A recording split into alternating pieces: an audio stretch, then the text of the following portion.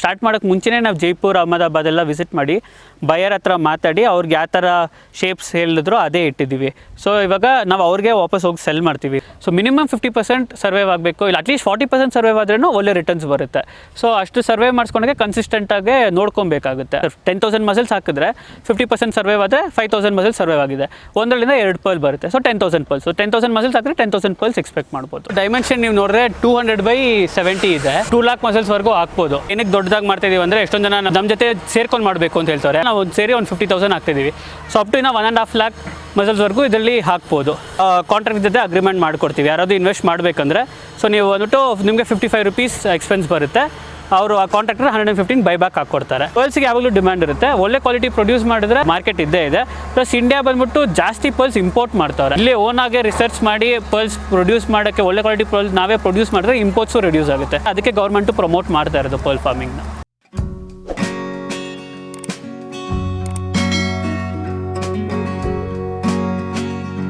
So ಇಲ್ಲಿವರೆಗೂ ನಿಮಗೆ ಎಷ್ಟು ಖರ್ಚು ಬಂದಿದೆ ಸರ್? ಸರ್ ಖರ್ಚು ನಾನು ನಿಮಗೆ ಈ ಥರ ಇದು ನಾವು ಫಸ್ಟ್ ಟೈಮ್ ಇವಾಗ ಓನಾಗಿ ಮಾಡಿದ್ದು. ಸೊ ಅದು ಬಂದ್ಬಿಟ್ಟು ನಮಗೆ ಒಂದು ಶೆಲ್ಗೆ ಆವಾಗ 30 ರೂಪೀಸ್ ಬಂತು. ಇವಾಗ ಅರೌಂಡ್ 33-35 ಇರುತ್ತೆ, ಬಟ್ ಆವಾಗ ನಮ್ಮ 30ಗೆ ಬಂತು. ಸೊ 12,000 ಮಸಲ್ಸ್ಗೆ ನಮಗೆ ಅದು 3.5 lakhs ಹತ್ರ ಆಯಿತು. ಮತ್ತು ಪಾಂಡ್ ಡಿಗ್ ಮಾಡೋಕ್ಕೆ ನಮ್ಗೆ 20,000 ಆಯಿತು.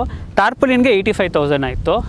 ಆಮೇಲೆ ಅದು ಬಿಟ್ಟರೆ ಒಂದು ಮೋಟರ್ ತರಿಸಿದ್ವಿ, 1 HP ಮೋಟರ್, ಅದೇ ನೈಟಲ್ಲಿ ರನ್ ಮಾಡೋಕ್ಕೆ. ಅದು ಒಂದು 10,000 ಒಳಗಡೆ ಬರುತ್ತೆ. ಅದು ಬಿಟ್ಟರೆ ಸೆಕ್ಯೂರಿಟಿ ಕ್ಯಾಮ್ರಾ ಇಟ್ಟಿದ್ದೀವಿ, ಸೇಫ್ಟಿಗೆ ಬೇಕು ಅಂತ. ಅದು ಒಂದು 5,000 ಒಳಗಡೆ ಬಂತು. ಇಷ್ಟೇ ಸರ್ ಖರ್ಚಾಗಿದೆ. ಸೊ ಟೋಟ್ಲಿ ಒಂದು 5 lakhs ಒಳಗಡೆ ಆಯಿತು. ಪ್ರೋಸೆಸ್ 18 months ತೊಗೊಳಿದ್ದೀರಾ ಸರ್? ಪ್ರತಿ ವಾರ ಮಾನಿಟರಿಂಗ್ ಮಾಡ್ತಾ ಇರಬೇಕಾ ಹೇಗೆ ಸರ್? ಸರ್ ಪ್ರತಿ ವಾರ ಬಂದು ಫುಲ್ಲಾಗೆ ಮಾರ್ಟಿಲಿಟಿ ಚೆಕ್ಕು ಆ ಥರ ಏನು ರಿಕ್ವೈರ್ಮೆಂಟ್ ಇರೋಲ್ಲ. ಬಟ್ ಅಂದ್ರೇನು ಮಾನಿಟ್ರಿಂಗ್ ರೆಗ್ಯುಲರಾಗಿ ಮಾಡ್ತಾ ಇರಬೇಕು ಸರ್. ಯಾಕಂದರೆ pH ಅಮೋನಿಯಾ ಬಂದ್ಬಿಟ್ಟು ಯಾವಾಗ ಬೇಕಾದ್ರೂ ಫ್ಲಕ್ಚುಯೇಟ್ ಆಗುತ್ತೆ. ಇವಾಗ ಮಳೆ ಬಂದಾಗ ಚೆಕ್ ಮಾಡಬೇಕು ಆಗುತ್ತೆ ಒಂದು ಸಲ, ಇನ್ ಕೇಸ್ ತುಂಬ ಜಾಸ್ತಿ ಮಳೆ ಬಂದು pH ಲೆವೆಲ್ ಸ್ವಲ್ಪ ಡ್ರಾಪ್ ಆಗಿದೆಯಾ ಅಂತ. ಇಲ್ಲಾಂದರೆ ಅದೇ ಅಮೋನಿಯಾ ಅದು ಕೂಡ ಸ್ವಲ್ಪ ಜಾಸ್ತಿ ಮಸಲ್ಸ್ ಸತ್ತೋಗ್ಬಿಟ್ಟು ಇದು ಫ್ಲೆಶ್ ಎಲ್ಲ ಪಾಂಡಲ್ಲಿ ಬಿದ್ದಾಗ ಒಂದೊಂದು ಸಲ ಅಮೋನಿಯಾ ಜಾಸ್ತಿ ಆಗುತ್ತೆ. ಸೊ ಆವಾಗ ಅದು ಚೆಕ್ ಮಾಡಬೇಕಾಗಿರುತ್ತೆ. ಪ್ಲಸ್ ಪಕ್ಕದಲ್ಲಿ ಇದ್ದರೆ ಸ್ವಲ್ಪ ಬೆಟರ್ ಸರ್. ಯಾಕಂದರೆ ಇವಾಗ ನೋಡಿ ನಾಯಿ ಬಂದು ಬಿದ್ದೋಗ್ಬಿಟ್ರೆ ಅದು ಎತ್ತಕ್ಕೆ ಆ ಥರ ಚಿಕ್ಕ ಚಿಕ್ಕ ವರ್ಕ್ಸ್ಗೆ ಸೂಟಬಲ್ ಇರಬೇಕಲ್ವ, ಈಸಿಯಾಗಿರಬೇಕಲ್ವ. ಅದಕ್ಕೆ ನೀವು ಪಕ್ಕದಲ್ಲೇ ಮಾಡ್ಕೊಳೋದು ಬೆಟರ್. ನಮಗೂ ಆ್ಯಕ್ಚುಲಿ ಸ್ವಲ್ಪ ಜನ ಕಾಲ್ ಮಾಡಿ ಕೇಳ್ತಾರೆ, ನಮ್ಮ ಲ್ಯಾಂಡು ಚಿಕ್ಕಮಗಳೂರಲ್ಲಿದೆ, ನಾವು ಬೆಂಗಳೂರಲ್ಲಿದ್ದೀವಿ, ಇಲ್ಲಿಂದ ಅಲ್ಲಿ ಮಾಡಿಸ್ಬೋದಾ ಅಂತೆಲ್ಲ. ಅದು ಸ್ವಲ್ಪ ಕಾಂಪ್ಲಿಕೇಟ್ ಆಗುತ್ತೆ ಸರ್. ಬಿಕಾಸ್ ಲೇಬರ್ ಇಟ್ಟು ಮಾಡಿಸಿದ್ರೆ ಕೂಡ ಅಲ್ಲಿ ನಿಮ್ಮ ಓನ್ ಪ್ರೆಸೆನ್ಸ್ ಇರೋ ರಿಕ್ವೈರ್ಮೆಂಟ್ ಸ್ವಲ್ಪ ಬರುತ್ತೆ. ಅದಕ್ಕೆ ಪಕ್ಕದಲ್ಲಿ ಲ್ಯಾಂಡ್ ಇದ್ದರೆ ಮಾಡಿ, ಇಲ್ಲಾಂದರೆ ಸ್ವಲ್ಪ ಇನ್ನು ಲೇಬರ್ ಮೇಲೆಲ್ಲ ಸ್ವಲ್ಪ ಜಾಸ್ತಿ ಎಕ್ಸ್ಪೆನ್ಸ್ ಮಾಡಿ ಪ್ರಾಪರ್ ಲೇಬರ್ ಇಟ್ಟರೆ ಮಾಡ್ಬೋದು ಸರ್. ಇನ್ನೊಂದು ಸರ್, ಈಗ ಮಳೆಗಾಲದಲ್ಲಿ ಪಾಂಡು ಫುಲ್ ಆದಾಗ ಸ್ವಲ್ಪ ಈ ಶೆಲ್ಸು ಇದೆಲ್ಲ ಮೇಲೆ ಬರುವಂಥದ್ದು ಗಾಳೀಲಿ ಇದಾಗು? ಇಲ್ಲ ಸರ್, ಆ್ಯಕ್ಚುಲಿ ನಮ್ಗೆ ಆ ಥರ ಏನು ಪ್ರಾಬ್ಲಮ್ ಬಂದಿಲ್ಲ. ಮಳೆ ಬಂದಾಗ ಕೂಡ ಇನ್ ಕೇಸ್ ಆ ಥರ ಫುಲ್ಲಾಗಿ ಫಿಲ್ ಆದ್ರೂ ನಾವು ಈ ಪೈಪ್ ಇಟ್ಟಿದ್ದೀವಲ್ಲ, ವಾಟ್ರನ್ನ ರಿಮೂವ್ ಮಾಡ್ಬಿಡ್ಬೋದು. ಮೋಟ್ರ್ ಆನ್ ಮಾಡಿದ್ರೆ ವಾಟ್ರನ್ನ ಸ್ವಲ್ಪ ಆಚೆ ತೆಗಿಬೋದು. ಸೊ ಅದೇನು ಪ್ರಾಬ್ಲಮ್ ಆಗೋಲ್ಲ ಸರ್. ಸೊ ಇನ್ನು ಡಿಸ್ಟೆನ್ಸ್ ಎಲ್ಲ ಯಾವ ಥರ ತೊಗೊಂಡಿದ್ದೀವಿ ಸರ್? ಡಿಸ್ಟೆನ್ಸು ಕೆಳಗಡೆಯಿಂದ ಅಟ್ಲೀಸ್ಟ್ ಒಂದು 2-3 ಫೀಟ್ ಮೇಲಿದ್ದರೆ ಬೆಟರು. ಯಾಕಂದರೆ ನಾನು ನಿಮ್ಗೆ ಹೇಳಿದ ಅಮೋನಿಯಾ ಬಂದ್ಬಿಟ್ಟು ಬೇಸ್ ಲೆವೆಲಲ್ಲಿ ಫಾರ್ಮ್ ಆಗುತ್ತೆ. ಅಲ್ಲಿಂದ ಮೇಲೆ ಬರೋಷ್ಟೊಳಗಡೆ ನಿಮ್ಗೆ ರೆಕ್ಟಿಫೈ ಮಾಡೋಕ್ಕೆ ಅಟ್ಲೀಸ್ಟ್ ಸ್ವಲ್ಪ ಟೈಮ್ ಸಿಗುತ್ತೆ. ಅದರಲ್ಲಿಂದ ಕೆಳಗಡೆಯಿಂದ ಬಿಡಬೇಕು. ಮತ್ತು ಈ ಬಾಟಲ್ಸ್ ನಾವು ಏನಕ್ಕೆ ಹಾಕಿರೋದಂದರೆ ಅದು ಫ್ಲೋಟ್ ಆಗಬೇಕು, ಕೆಳಗಡೆ ಟಚ್ ಆಗಬಾರ್ದು ಅಂತ ಬಾಟಲ್ಸ್ ಹಾಕಿರೋದು ಸರ್. ಎಷ್ಟು ಪ್ರಮಾಣದಲ್ಲಿ ಮಾಡಿದ್ರೆ ಉತ್ತಮ ಸರ್? ಇದರಲ್ಲಿ ಲಾಭದಾಯಕವಾಗಿ ಮಾಡ್ಕೋಬೋದು? ಹಾಂ ಸರ್. ಸೊ ಅದು ಏನಂದರೆ ಸರ್, ಮಿನಿಮಮ್ ಅಟ್ಲೀಸ್ಟ್ ಒಂದು 10,000 ಮಾಡಿದ್ರೆ, ಓನಾಗಿ ಮಾಡುವಾಗ 10,000 ಮಾಡಿದ್ರೆ ಬೆಟರ್ ಸರ್. ಯಾಕಂದರೆ ಸ್ವಲ್ಪ ಜನ ಅದೇ ಫಸ್ಟ್ ಟೈಮ್ ಮಾಡ್ತಿದ್ದೀವಿ, 2,000 ಇಲ್ಲ 1,000 ಮಸಲ್ಸ್ ಇಟ್ಕೊಂಡು ಮಾಡೋಣ ಅಂತ ಕೇಳ್ತಾರೆ. ಅದು ಏನು ಪ್ರಾಬ್ಲಮ್ ಆಗುತ್ತೆ ಅಂದರೆ ಸರ್, ವೆಸ್ಟ್ ಬೆಂಗಾಲಿಂದ ಬರೋದಲ್ವ ಮಸಲ್ಸು, ಟ್ರಾವೆಲಿಂಗಲ್ಲೇ ಸ್ವಲ್ಪ ಮೊಟಿಲಿಟಿ ಆಗುತ್ತೆ. ಮತ್ತು ನೀವು ಇಲ್ಲಿ ಟೆಂಪ್ರರಿ ಪಾಂಡಲ್ಲಿ ಇಟ್ಟಾಗ ಸ್ವಲ್ಪ ಮೊಟಿಲಿಟಿ ಆಗುತ್ತೆ. ಸರ್ಜರಿ ಮಾಡುವಾಗಲೂ ಸ್ವಲ್ಪ ಮೊಟಿಲಿಟಿ ಆಗುತ್ತೆ. ಆಮೇಲೆ ನೀವು ಪಾಂಡಲ್ಲಿ ಹಾಕ್ಮೇಲೆ over the period of 18 months 50% motility ಆಗುತ್ತೆ. ಸೊ ನೀವು ಬರೀ 1,000-2,000 ತರಿಸಿದ್ರೆ ವರ್ಕೌಟು ಆಗೋಲ್ಲ. ಇದು ವಿತಿನ್ ಫ್ಯೂ ಮಂತ್ಸೇ ಎಲ್ಲ ಆಮೇಲೆ ಮಾರ್ಟಿಲಿಟಿ ಆಗಿಬಿಡುತ್ತೆ. ಆಮೇಲೆ ಪರ್ಲ್ ಫಾರ್ಮಿಂಗ್ ಫೇಲಿಯರ್ ಅನ್ನೋ ಥರ ಫೀಲಿಂಗ್ ಬರುತ್ತೆ. ಸೊ ಅದಕ್ಕೆ ಸ್ವಲ್ಪ ದೊಡ್ಡ ಸ್ಕೇಲಲ್ಲಿ ಅಟ್ಲೀಸ್ಟ್ ಮಾಡಬೇಕಿರುತ್ತೆ. ಅದಕ್ಕೆ ನಾವೇನು ಮಾಡೋದು ಅಂದರೆ, ಎಷ್ಟೊಂದು ಜನ ಈ ಥರ 1,000 ಮಸಲ್ಸ್ 2,000 ಮಸಲ್ಸಲ್ಲಿ ಸ್ಟಾರ್ಟಿಂಗಲ್ಲಿ ಚಿಕ್ಕ ಇನ್ವೆಸ್ಟ್ಮೆಂಟಲ್ಲಿ ಮಾಡಬೇಕು ಅಂತ ಕೇಳ್ತಾ ಇರೋದ್ರಿಂದ ನಾವು ಇವಾಗ ಒಂದು ದೊಡ್ಡ ಪಾಂಡ್ ಮಾಡ್ತೀವಿ ಸರ್. ಆ ಪಾಂಡಲ್ಲಿ ನಮ್ಮದು ಏನು ಆಬ್ಜೆಕ್ಟಿವ್ ಅಂದರೆ, ಇವಾಗ ನಮ್ಮ ರಿಲೇಷನ್ ಎಲ್ಲನೂ ಸ್ವಲ್ಪ ಜನ ಇನ್ವೆಸ್ಟ್ ಮಾಡಬೇಕು ಅಂದರು, ಮತ್ತು ಫ್ರೆಂಡ್ಸ್ ಎಲ್ಲ ಜೊತೆಲಿ ಮಾಡಬೇಕು ಅಂದರು. ಬಟ್ ಎಲ್ಲರೂ ಒಂದೊಂದು ಪಾಂಡ್ ಇಟ್ಕೊಂಡು ಮಾಡೋದು ಕಷ್ಟ ಆಗುತ್ತೆ. ಎಲ್ಲ ಚಿಕ್ಕ ಚಿಕ್ಕ ಕ್ವಾಂಟಿಟಿಯಲ್ಲಿ ಮಾಡಬೇಕಂದ್ರೆ ವರ್ಕೌಟ್ ಆಗೋಲ್ಲ ಅಂತ ನಾವು ಈ ದೊಡ್ಡ ಪಾಂಡ್ ಮಾಡಿಬಿಟ್ಟು ಇವಾಗ ಆಲ್ಮೋಸ್ಟ್ 2 lakh ಕೆಪಾಸಿಟಿವರೆಗೂ ಪಾಂಡ್ ಮಾಡ್ತಿದ್ದೀವಿ ಸರ್. ಸೊ ಅದರಲ್ಲಿ ಯಾರೋ ಚಿಕ್ಕ ಸ್ಕೇಲಲ್ಲಿ ಮಾಡಬೇಕಂದ್ರೆ ಬಂದ್ಬಿಟ್ಟು ಇನ್ವೆಸ್ಟ್ ಮಾಡ್ಕೊಬೋದು. ಸೊ ಆ ಥರ ಮಾಡಿದ್ದೀವಿ ಸರ್. ಅಲ್ಲಿ ಬಂದ್ಬಿಟ್ಟು ನಾವು 18 feet ಡೆಪ್ತಲ್ಲಿ ಮಾಡಿದ್ದೀವಿ. ಮತ್ತು ಡೈಮೆನ್ಷನ್ ಬಂದ್ಬಿಟ್ಟು 200/70 feet ಮಾಡಿದ್ದೀವಿ ಸರ್. ಸುಮಾರು ಎಷ್ಟು ಸ್ಕ್ವೇರ್ ಫೀಟ್ ಬರುತ್ತೆ ಸರ್? ಸರ್ ಆಲ್ಮೋಸ್ಟ್ ನಿಮಗೆ ಒಂದು 14,000 ಸ್ಕ್ವೇರ್ ಫೀಟ್ ಅಷ್ಟು ಬರುತ್ತೆ ಅದು land. But depth 18 feet. So ಅದೇ ನಮ್ಮ ಡೆಪ್ತು ಏನಕ್ಕಿಟ್ಟು ಅಂದರೆ ಈ ಸಲ ಆಗಿರೋ ಚಾಲೆಂಜಸ್ಸಿಂದ, ಬಿಕಾಸ್ ಡೆಪ್ ಜಾಸ್ತಿ ಇದ್ದಾಗ ನೀರು ಜಾಸ್ತಿ ಇರುತ್ತೆ. ಇದು ಮಸಲ್ಸ್ಗೆ ಎಷ್ಟು ನೀರು ಜಾಸ್ತಿ ಇದ್ದರೆ ಅಷ್ಟು ಒಳ್ಳೆಯದು, ಯಾಕಂದರೆ ಅದು ಆ ವಾಟರ್ನೇ ಫಿಲ್ಟರ್ ಮಾಡ್ತಾ ಇರುತ್ತೆ, ವಾಟರಿಂದ ಅದು ಫುಡ್ನ ಅಬ್ಸರ್ವ್ ಮಾಡ್ಕೊಂಡು ರಿಲೀಸ್ ಮಾಡೋದು. ಸೊ ಅಲ್ಲಿ ಜಾಸ್ತಿ ಡೆಪ್ತ್ ಇಟ್ಟಿದ್ದರಿಂದ ಅದು ಒಂದು ಅಡ್ವಾಂಟೇಜ್ ಸಿಗುತ್ತೆ. ಸೊ ಈಗ ಮೇಯ್ನು ಮಾರ್ಕೆಟಿಂಗು, ನೀವು ಯಾವ ಥರ ಮಾರ್ಕೆಟಿಂಗ್ನ ಕಂಡುಕೊಂಡಿದೆ? ಈಗ ಆಲ್ಮೋಸ್ಟ್ ನಿಮ್ಮದು 16 ಮಂತ್ಸ್ ಆಗಿದೆ. ಹೌದು. ಯಾವ ಥರ ಮಾರ್ಕೆಟಿಂಗು ಇದು ಮಾಡ್ಕೊಂಡಿದೆ ಸರ್? ಸೊ ಅದೇ ಸರ್, ಇವಾಗ ಮಾರ್ಕೆಟಿಂಗ್ ನಾನು ನಿಮ್ಗೆ ಈ ಥರ ಸ್ಟಾರ್ಟ್ ಮಾಡೋಕ್ಕೆ ಮುಂಚೆನೇ ನಾವು ಜೈಪುರ್, ಅಹಮದಾಬಾದ್ ಎಲ್ಲ ವಿಸಿಟ್ ಮಾಡಿ ಬಯರ್ ಹತ್ರ ಮಾತಾಡಿ ಅವ್ರಿಗೆ ಯಾವ ಥರ ಶೇಪ್ಸ್ ಹೇಳಿದ್ರು ಅದೇ ಇಟ್ಟಿದ್ದೀವಿ. ಸೊ ಇವಾಗ ನಾವು ಅವ್ರಿಗೆ ವಾಪಸ್ ಹೋಗಿ ಸೆಲ್ ಮಾಡ್ತೀವಿ. ಬಟ್ 10,000 ಒಂದೇ ಸಲ ತೊಗೊತಾರ ಇಲ್ವಂತ ಇವಾಗವರೆಗೂ ಅವ್ರು ಏನು ಶ್ಯೂರಿಟಿ ಕೊಟ್ಟಿಲ್ಲ. ಸೊ ಅದೊಂದು ಚಾಲೆಂಜ್ ಇದ್ದಿದ್ದರಿಂದ ಇವಾಗ ನಾವು ನೆಕ್ಸ್ಟ್ ಟೈಮು ನಮ್ಮ ಫ್ರೆಂಡ್ಸ್ ಎಲ್ಲ ಸೇರ್ಕೊಂಡು 50,000 ಮಸಲ್ಸ್ ಎಲ್ಲ ಮಾಡಿ 50,000 ಪರ್ಲ್ಸ್ ಪ್ರೊಡ್ಯೂಸ್ ಮಾಡಿದ್ರೆ ಎಲ್ಲಿ ಸೆಲ್ ಮಾಡೋದು ಅಂತ ಒಂದು ಚಾಲೆಂಜ್ ಬರುತ್ತಂತ ನಾವು ಕಾಂಟ್ರಾಕ್ಟರ್ ಜೊತೆ ಅಗ್ರಿಮೆಂಟ್ ಹಾಕ್ಕೊಂಡಿದ್ದೀವಿ ಸರ್. ಕಾಂಟ್ರಾಕ್ಟರ್ ಜೊತೆ ಅಗ್ರಿಮೆಂಟ್ ಹಾಕಿರೋದ್ರಿಂದ ಅವರು 115 ರೂಪೀಸ್ ಫಿಕ್ಸ್ಡ್ ಪ್ರೈಸ್ ಕೊಟ್ಬಿಡ್ತಾರೆ. ಆವಾಗ ಮಾರ್ಕೆಟ್ ಜಾಸ್ತಿ ಇದ್ರೂ ಕಡಿಮೆ ಇದ್ರೂ ಆ ರೇಟಿಗೆ ಬೈಬ್ಯಾಕ್ ಮಾಡ್ಕೊತಾರೆ. ಸೊ ಅದರಿಂದ ಅಡ್ವಾಂಟೇಜ್ ಏನಂದರೆ ನಾವು ಸ್ವಲ್ಪ ಲಾರ್ಜಾಗಿ ಸ್ಕೇಲ್ ಅಪ್ ಮಾಡ್ಕೊಬೋದು. ಇಲ್ಲಾಂದರೆ ಈ ಥರ 10,000 ಮಸಲ್ಸ್ ಒಳಗಡೆ ರಿಸ್ಟ್ರಿಕ್ಟ್ ಮಾಡ್ಕೊಬೇಕಾಗುತ್ತೆ. ಓನಾಗಿ ಎಷ್ಟು ಸೆಲ್ ಮಾಡೋ ಕೆಪಾಸಿಟಿ ಇದೆಯೋ ಅಷ್ಟು ರಿಸ್ಟ್ರಿಕ್ಟ್ ಮಾಡ್ಕೊಬೇಕಾಗುತ್ತೆ. ಕಾಂಟ್ರಾಕ್ಟ್ ಜೊತೆ ಅಗ್ರಿಮೆಂಟ್ ಹಾಕೊಂಡ್ರೆ ಇನ್ನೂ ಸ್ವಲ್ಪ ಜಾಸ್ತಿ ಕ್ವಾಂಟಿಟಿಯಲ್ಲಿ ಮಾಡ್ಬೋದು. ಬಟ್ ಸ್ವಲ್ಪ ರಿಟರ್ನ್ಸ್ ಅದರಲ್ಲಿ ಆಬ್ವಿಯಸ್ಲಿ ಕಡಿಮೆ ಇರುತ್ತೆ, ಬಟ್ ಸ್ಕೇಲ್ ಜಾಸ್ತಿ ಮಾಡೋದ್ರಿಂದ ಅದು ವರ್ಕೌಟ್ ಆಗುತ್ತೆ. ಸೊ ಕಾಂಟ್ರಾಕ್ಟರ್ ಬಂದ್ಬಿಟ್ಟು ಯೂಶಲಿ 25 ಲಕ್ಷ ಮಿನಿಮಮ್ ಇನ್ವೆಸ್ಟ್ಮೆಂಟಲ್ಲಿ ಮಾಡೋಕ್ಕೆ ಹೇಳ್ತಾರೆ ಸರ್. ಅವ್ರು ಚಿಕ್ಕ ಪ್ರಾಜೆಕ್ಟ್ಸ್ ಮಾಡಲ್ಲ. ಸೊ ಅವರು 25 ಲ್ಯಾಕ್ಸ್ ಮಿನಿಮಮ್ ಇನ್ವೆಸ್ಟ್ಮೆಂಟ್ ಹೇಳಿದ್ರಿಂದನೇ ನಾವು ಅದೇ ಫ್ರೆಂಡ್ಸ್ ಎಲ್ಲ ಸೇರ್ಕೊಂಡು ಮಾಡೋಣ, ಪ್ಲಸ್ ಬೇರೆಯವ್ರದ್ದು ಬೇಕಂದರೆ ಇನ್ವೆಸ್ಟ್ ಮಾಡಲಿ ಅಂತ. ಯಾಕಂದರೆ ನಮ್ಮ ಫಾರ್ಮಿಗೂ ವಿಸಿಟ್ ಮಾಡೋಕ್ಕೆ ಬರ್ತಾರೆ ಜನ, ಅವರು ಜೊತೇಲಿ ಮಾಡಬೇಕು ಅಂತ ಹೇಳ್ತಾರೆ. ಅದರಿಂದ ನಾವು ಹಂಗೆ ಮಾಡಿ ಇವಾಗ ನಾವು ಅಲ್ಲಿ ನಮ್ಮ ಪಾಂಡ್ನ ಕೊಡ್ತಾಯಿದ್ದೀವಿ, ನಮ್ಮ ಟಾರ್ಪೋಲಿನು. ಸೊ ಅದರಿಂದ ನಾವು tarpaulin cost, pond cost, maintenance, food ಅದೆಲ್ಲ ಸೇರಿ ನಮಗೂ ವರ್ಕೌಟ್ ಆಗಬೇಕು ಅಂತ ನಾವು 10 ರೂಪೀಸ್ ಎಕ್ಸ್ಟ್ರಾ ಚಾರ್ಜ್ ಮಾಡ್ತೀವಿ ಪರ್ ಮಸಲು. ಅದು ಕಾಂಟ್ರಾಕ್ಟರ್ ಅಗ್ರಿಮೆಂಟ್ ಹಾಕ್ಕೊಡ್ತಾರೆ. ಅವರು 55 ರೂಪೀಸ್ ತೊಗೊತಾರೆ. ಅದು 45 ರೂಪೀಸ್ ಅವ್ರಿಗೆ ಹೋಗುತ್ತೆ, 10 ರೂಪೀಸ್ ನಮಗೆ ಕೊಡ್ತಾರೆ. ಅದು ಟ್ರಾನ್ಸ್ಪರೆಂಟಾಗಿ ಅವ್ರು ಅಗ್ರಿಮೆಂಟಲ್ಲಿ ಬರ್ಕೊಟ್ಬಿಡ್ತಾರೆ. ಮತ್ತು ಸೆಲ್ ಮಾಡಿದಾಗ 115 ರೂಪೀಸು ಅದು ಫುಲ್ಲಾಗೆ ಇನ್ವೆಸ್ಟರ್ಗೆ ಹೋಗುತ್ತೆ. ಸೊ ಪ್ರಾಫಿಟ್ ನೀವು ನೋಡಿದ್ರೆ 55 ಹಾಕಿ 115ವರೆಗೂ ಎಕ್ಸ್ಪೆಕ್ಟ್ ಮಾಡ್ಬೋದು. ಮಂತ್ ಏನಾದರೂ ಎಕ್ಸ್ಪೆಂಡಿಚರ್ ಬರುತ್ತೆ ಸರ್? ಹೌದು ಸರ್, ಎಕ್ಸ್ಪೆನ್ಸಸ್ ಬರುತ್ತೆ. ಒಂದು ಬಂದ್ಬಿಟ್ಟು ಫುಡ್ ಬಂದ್ಬಿಟ್ಟು ಮಂತ್ಲಿ ಟ್ವೈಸ್ ಹಾಕಬೇಕಿರುತ್ತೆ. ಸೊ ಅದೊಂದು ಎಕ್ಸ್ಪೆನ್ಸ್ ಇರುತ್ತೆ. ಸೆಕೆಂಡು ನಿಮಗೆ ನಾವು ಇಲ್ಲಿ ಮೋಟರ್ ರನ್ ಮಾಡಬೇಕಲ್ಲ, ಸೊ ಎಲೆಕ್ಟ್ರಿಸಿಟಿ ಸ್ವಲ್ಪ ಎಕ್ಸ್ಪೆನ್ಸ್ ಬರುತ್ತೆ.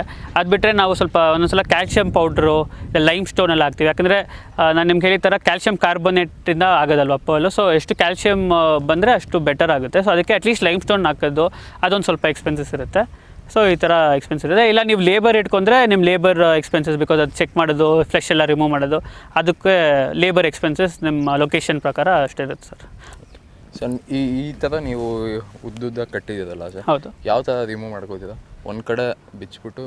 ಹೌದು ಸರ್, ಹಂಗೆ ರಿಮೂವ್ ಮಾಡಬೇಕಾಗಿದೆ. ನಾವು 18 ಮಂತ್ಸ್ಗೆ ಯಾವಾಗಲೂ ರಿಮೂವ್ ಮಾಡೋ ರಿಕ್ವೈರ್ಮೆಂಟ್ ಇರಲ್ಲ. ಹಾರ್ವೆಸ್ಟ್ ಮಾಡುವಾಗ ಮಾತ್ರ ಒಂದು ಸೈಡಿಂದ ರಿಮೂವ್ ಮಾಡ್ಕೊಂಡು ಎಲ್ಕೊಂಡು ತೆಗಿಬೇಕು ಸರ್. ಅಂದರೆ ಈ ಕಡೆ ಆ ಕಡೆ ಪರ್ಮನೆಂಟಾಗಿ ಕಟ್ಬಿಟ್ಟಿದ್ದೀವಿ? ಹೌದು, ಕಟ್ಬಿಟ್ಟಿದ್ದೀವಿ. ಯಾವಾಗಲೂ ರಿಮೂವ್ ಮಾಡಲ್ಲ ಇದನ್ನ. ಸ್ಟಾರ್ಟ್ ಮಾಡಿದ್ರಿಂದ ಯಾವತ್ತೂ ರಿಮೂವ್ ಮಾಡಿಲ್ಲ. ಮತ್ತು ಯಾವ ಥರ ಇದನ್ನು ಚೆಕ್ ಮಾಡೋದು ಸರ್, ನಾವು ಇದು ಒಂದು ಬೋಟ್ ಇಟ್ಕೊಂಡಿದ್ದೀವಿ. ಆ್ಯಕ್ಚುಲಿ ಬೋಟಲ್ಲಿ ಹೋಗ್ಬಿಟ್ಟು ಚೆಕ್ ಮಾಡ್ತೀವಿ. ಇವಾಗ ನೆಕ್ಸ್ಟು 18 ಫೀಟ್ ಪಾಂಡಲ್ಲಿ ಮಾಡ್ತಿದ್ದೀವಲ್ಲ, ಸೊ ಅಲ್ಲೂ ಇನ್ನೂ ಸ್ವಲ್ಪ ಬೆಟರ್ ಆಗಿರೋ ಬೋಟ್ ಇಸ್ಕೊಬೇಕಾಗುತ್ತೆ. ಯಾಕಂದರೆ ಇವಾಗ ಇಸ್ಕೊಂಡಿರೋದು ಒಂದು ಸ್ವಲ್ಪ ಟಚ್ ಆದರೆ ಕಟ್ ಆಗೋದು ಚಾನ್ಸಸ್ ಎಲ್ಲ ಇರುತ್ತೆ. ಸೊ ಅದಕ್ಕೆ ಅದೊಂದು ಎಕ್ಸ್ಪೆನ್ಸ್ ಬರುತ್ತೆ, ಬೋಟ್ ಇಸ್ಕೊಬೇಕಿರುತ್ತೆ. ಮತ್ತು ದೊಡ್ಡದಾಗಿ ಮಾಡುವಾಗ ಈ ಆಕ್ಸಿಜನ್ ಕೂಡ ಸ್ವಲ್ಪ ಸಾಲಲ್ಲ, ಅದಕ್ಕೆ ಒಂದು ಏರೇಟರ್ ಹಾಕ್ಬೇಕು, ಪ್ಯಾಡಲ್ ವೀಲ್ ಏರೇಟರು ಆ ಥರ ಹಾಕ್ಸ್ತಿದ್ದೀವಿ ಸರ್ ನಾವು. ಸೊ ಇನ್ನು ಮಾರ್ಕೆಟಿಂಗು ಅಹಮದಾಬಾದು ಮತ್ತು ಜೈಪುರ್ ಬಿಟ್ಟರೆ ಬೇರೆ ಸರ್ ಇದೆ ಸರ್, ಎಲ್ಲ ಕಡೆ ಇದ್ದಾರೆ. ಅಂದರೆ ಜೈಪುರ್, ಅಹಮದಾಬಾದ್ ಕಡೆ ಸ್ವಲ್ಪ ಇನ್ನೂ ಚಾನ್ಸಸ್ ಜಾಸ್ತಿ ಇದೆ ಸಿಗೋಕ್ಕೆ. ಇಲ್ಲಿ ಹೈದ್ರಾಬಾದೆಲ್ಲ ಕೂಡ ಇರ್ತಾರೆ. ಬಟ್ ಹೈದ್ರಾಬಾದಲ್ಲಿ ಜಾಸ್ತಿ ಬಂದ್ಬಿಟ್ಟು ಈ ಚೈನಾ ಪಲ್ಸೇ ಡಾಮಿನೇಟ್ ಮಾಡೋದು, ಇಂಪೋರ್ಟ್ ಮಾಡಿರೋ ಪಲ್ಸು. ಸೊ ಹೈದ್ರಾಬಾದಲ್ಲೂ ಈ ಥರ ನ್ಯಾಚುರಲ್ ಪಲ್ಸು ಸೆಲ್ ಮಾಡ್ತಾರೆ, ಕಾಸ್ಟ್ಲಿ ಪಲ್ಸು ಸೆಲ್ ಮಾಡ್ತಾರೆ. ಈ ಥರ Indian fresh water pulse cell ಮಾಡ್ತಾರೆ. ಅಂದರೆ ಅದು ಹೋಗಿ ಹುಡ್ಕೊಂಡು ಸರ್ಚ್ ಮಾಡಬೇಕಿರುತ್ತೆ. ಬಿಕಾಸ್ ನಾರ್ಮಲಾಗಿ ಅಂಗಡಿ ಇಟ್ಟಿರೋರಿಗೆ ಅಷ್ಟೊಂದು ಐಡಿಯಾ ಇಲ್ಲ ಇದ್ರ ಬಗ್ಗೆ. ಅವ್ರಿಗೆ ಬಂದ್ಬಿಟ್ಟು 30 ರೂಪಾಯಿಗೆಲ್ಲ ಕೂಡ ಚೈನಾ ಪಲ್ಸ್ ಸಿಗುತ್ತೆ. ಸೊ ಅವ್ರಿಗೆ ಇದ್ರದ್ದು ಕ್ಯಾರೆಕ್ಟರಿಸ್ಟಿಕ್ಸ್ ಗೊತ್ತಿಲ್ಲದೆ ಇರೋದ್ರಿಂದ ಅದನ್ನ ಪ್ರಿಫರ್ ಮಾಡಲ್ಲ. ಸೊ ಇದಕ್ಕೆ ಫ್ರೆಶ್ ವಾಟರ್ ಪರ್ಲ್ಸ್ಗೆ ಸಪ್ರೇಟ್ ಕ್ಯಾರೆಕ್ಟರಿಸ್ಟಿಕ್ ಇರುತ್ತೆ. ಅವ್ರಿಗೆ 20 ರೂಪೀಸ್ 30 ರೂಪೀಸ್ ಸಿಗೋ ಪರ್ಲ್ಸ್ ಎಲ್ಲ ಅದು ಸಿಂಥೆಟಿಕ್ ಪರ್ಲ್ಸು. ಸೊ ಅದೇನು ಪ್ರಾಪರ್ ಪರ್ಲ್ ಕ್ಯಾರೆಕ್ಟರಿಸ್ಟಿಕ್ಸ್ ಇರಲ್ಲ. ಸೊ ಅದರಿಂದ ನೀವು ಬಯರ್ ಫೈಂಡ್ ಮಾಡೋದು ಇವಾಗವರೆಗೂ ಇನ್ನೂ ಸ್ವಲ್ಪ ಚಾಲೆಂಜಾಗೇ ಇದೆ ಸರ್. ಯಾಕಂದರೆ ಜಾಸ್ತಿ ಜನ ಸ್ಟಾರ್ಟ್ ಮಾಡಿದಾಗ ಪ್ರಾಪರಾಗಿ ಇನ್ನೂ ಅದ್ರದ್ದು ನಾಲೆಜ್ ಸಿಗುತ್ತೆ. ಇನ್ನು ನಮ್ಮ ಸೈಡು ಎಲ್ಲ ಜ್ಯುವೆಲರಿ ಆ್ಯಕ್ಚುಲಿ ನಮ್ಮ ಬೆಂಗಳೂರಿಂದನೂ ಒಬ್ಬರಿಬ್ಬರು ಬಂದಿದ್ದಾರೆ, ಕೇಳಿದ್ದಾರೆ ಈ ಥರ, ಅವ್ರಿಗೂ ಇದ್ರ ಬಗ್ಗೆ ಗೊತ್ತಿದೆ. ಬಟ್ ಜಾಸ್ತಿ ಜನ ಬೆಂಗಳೂರಲ್ಲೂ ಗೊತ್ತಿಲ್ಲ ಸರ್ ಅವ್ರಿಗೆ ಇದ್ರ ಫ್ರೆಶ್ ವಾಟರ್ ಪರ್ಲ್ಸ್ ಬಗ್ಗೆ. ಸೊ ಸ್ವಲ್ಪ ಚಾಲೆಂಜಿಂಗ್ ಆಗಿದೆ. ಇನ್ನು ಕಾಂಟ್ರಾಕ್ಟರ್ ಬಂದ್ಬಿಟ್ಟು ಅವ್ರಿಗೆ ಲಿಂಕ್ಸ್ ಇದೆ, ಪ್ಲಸ್ ಅವ್ರ ಎಕ್ಸ್ಪೋರ್ಟಲ್ಲೆಲ್ಲ ಕೂಡ ಲಿಂಕ್ಸ್ ಮಾಡ್ಕೊಂಡಿರೋದ್ರಿಂದ ಅವ್ರಿಗೆ ಸ್ವಲ್ಪ ಈಸಿ ಆಗಿದೆ ಸೆಲ್ ಮಾಡೋಕ್ಕೆ. ಅದಕ್ಕೆ ಅವರು ಒಂದು ಮಿಡಲ್ ಮ್ಯಾನ್ ಥರ ಇವಾಗ ಇದ್ದಾರೆ. ಸೊ ಅದಕ್ಕೆ ಅವ್ರ ಥ್ರೂನೇ ಜಾಸ್ತಿ ಜನ ಹೋಗ್ತಾರೆ. ಗದಗ್ ಅಂತ ಕರ್ನಾಟಕಲ್ಲಿ ಒಂದು ಪ್ರಾಜೆಕ್ಟ್ ಮಾಡಿದ್ದಾರೆ ಕಾಂಟ್ರಾಕ್ಟ್ರು, ವೀರೇಶ್ ಅವರು. ಸೊ ಅವ್ರು ಬಂದ್ಬಿಟ್ಟು ಅಪ್ ಟು ಇವಾಗ ಬಂದ್ಬಿಟ್ಟು 50 lakhs ಏನೋ ಇನ್ವೆಸ್ಟ್ ಮಾಡಿದ್ದಾರೆ ಸರ್. ಸೊ ಅವರು ದೊಡ್ಡ ಸ್ಕೇಲಲ್ಲಿ ಮಾಡಿ ಅವರು ಕಾಂಟ್ರಾಕ್ಟ್ ಥ್ರೂ ಅಗ್ರಿಮೆಂಟ್ ಮಾಡ್ಕೊಂಡು ಮಾಡಿದ್ದಾರೆ. ಅವ್ರಿಗೆ ಪೇಮೆಂಟ್ ಎಲ್ಲನೂ ಸಿಕ್ಕಿದೆ. ಸೊ ಅವ್ರ ಹತ್ರ ಎಲ್ಲ ಮಾತಾಡಿನೂ ನಮ್ಮ ಕಾನ್ಫಿಡೆನ್ಸ್ ಬಂದು ನಾವು ಇಲ್ಲಿ ಸೆಕೆಂಡ್ ಪ್ರಾಜೆಕ್ಟು ಸ್ಟಾರ್ಟ್ ಮಾಡ್ತಿದ್ವಿ ಕಾಂಟ್ರಾಕ್ಟರ್ ಥ್ರೂ ದೊಡ್ಡದಾಗೆ. ಸೊ ಬ್ಯಾಂಗ್ಳೂರಲ್ಲಿ ಕರ್ನಾಟಕ ಸೈಡಲ್ಲಿ ಕಾಂಟ್ರಾಕ್ಟರ್ ಥ್ರೂ ಈ ಥರ 2 ಪ್ರಾಜೆಕ್ಟ್ ಇವಾಗ ಸ್ಟಾರ್ಟ್ ಆಗ್ತದೆ ಸರ್. ನಡೀತಿದೆ. ಹೌದು.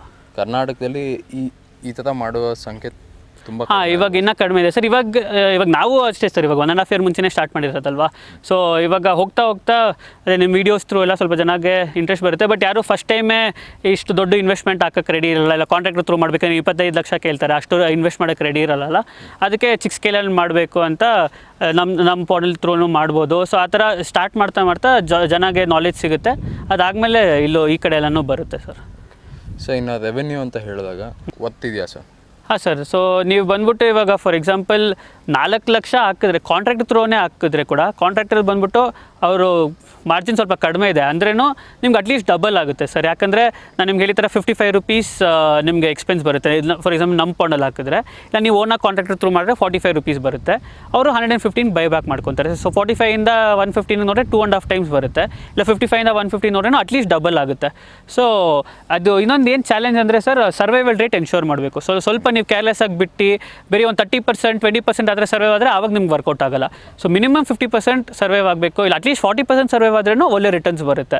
ಸೊ ಅಷ್ಟು ಸರ್ವೈವ್ ಮಾಡಿಸ್ಕೊಂಡಾಗ ಕನ್ಸಿಸ್ಟೆಂಟಾಗಿ ನೋಡ್ಕೊಬೇಕಾಗುತ್ತೆ. ಅದು ಒಂದು ಸ್ವಲ್ಪ ಮಾತ್ರ ಇವಾಗ ಜನಕ್ಕೆ ಸ್ವಲ್ಪ ಚಾಲೆಂಜಿಂಗ್ ಆಗಿರುತ್ತೆ. ಯಾಕಂದರೆ 18 months ಕನ್ಸಿಸ್ಟೆನ್ಸಿ ಮೇಂಟೈನ್ ಮಾಡೋದು ಆ್ಯಕ್ಚುಲಿ ಹೇಳ್ಬೇಕಾದ್ರೆ ನಮಗೂ ಕಷ್ಟ ಆಗ್ತಾಯಿತ್ತು. ಬಿಕಾಸ್ ವಾರ ಬಂದು ನೋಡೋದು ಮಾಡೋದೆಲ್ಲ ಸ್ವಲ್ಪ ಚಾಲೆಂಜಿಂಗ್ ಆಗಿರೋದ್ರಿಂದ 10,000 ಮಸಲ್ಸ್ ಹಾಕಿದ್ರೆ 50% ಸರ್ವೈವ್ ಆದರೆ 5,000 ಮಸಲ್ಸ್ ಸರ್ವೈವ್ ಆಗಿದೆ. ಒಂದರಿಂದ 2 ಪರ್ಲ್ ಬರುತ್ತೆ. So 10,000 pearls. ಸೊ 10,000 ಮಸಲ್ಸ್ ಹಾಕಿದ್ರೆ 10,000 ಪರ್ಲ್ಸ್ ಎಕ್ಸ್ಪೆಕ್ಟ್ ಮಾಡ್ಬೋದು. ಈ ಮಸಲ್ಸು ಬಂದ್ಬಿಟ್ಟು ಲೇಕ್ಸ್ ರಿವರ್ಸ್ ಸೈಡೇ ಸಿಗೋದು. ಅದು ಅಲ್ಲಿ ಕೂಡ ಅದು ಸ್ವಲ್ಪ ಶಾಲೋ ವಾಟರ್ಸಲ್ಲಿ ಇರುತ್ತೆ, ತುಂಬ ಡೆಪ್ತಲ್ಲಿ ಹೋಗೋಲ್ಲ. ಸೊ ಅದಕ್ಕೆ ಅದ್ರ ನ್ಯಾಚುರಲ್ ಹ್ಯಾಬಿಟಾಟ್ ಥರ ಕ್ರಿಯೇಟ್ ಮಾಡಿಕೊಟ್ರೆ ಅದು ಅದೇ ಸರ್ವೈವ್ ಹಾಕೊಳುತ್ತೆ.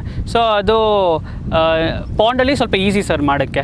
ಟ್ಯಾಂಕ್ಸಲ್ಲೂ ಮಾಡ್ಬೋದು, ಪಾಂಡಲ್ಲೂ ಮಾಡ್ಬೋದು. ಪಾಂಡಲ್ಲಿ ಏನಂದರೆ ಅದೇ ಹಿಂಗೆ ಮಾಡಿಬಿಟ್ಟು ಬಿಟ್ಬಿಟ್ರೆ ನಾವು ತುಂಬ ಜಾಸ್ತಿನೂ ಚೆಕ್ ಮಾಡೋ ರಿಕ್ವೈರ್ಮೆಂಟ್ ಇರೋಲ್ಲ. ಯಾಕಂದರೆ ಅದು ನ್ಯಾಚುರಲ್ ಹ್ಯಾಬಿಟಾಟ್ ಇದೆ. ಫುಡ್ಡು ಆಟೋಮೆಟಿಕ್ಕಾಗಿ ಗ್ರೋ ಆಗಿ ಸನ್ಲೈಟ್ ಇರೋದ್ರಿಂದ ನಾವು ಸ್ವಲ್ಪ ಪ್ಲಾಂಕ್ಟೋನ್ ಹಾಕಿದ್ರೆ ಸಾಕು. ಸೊ ಅದರಿಂದ ಪಾಂಡಲ್ಲಿ ಮಾಡೋದು ಇನ್ನೂ ಸ್ವಲ್ಪ ಈಸಿ ಸರ್.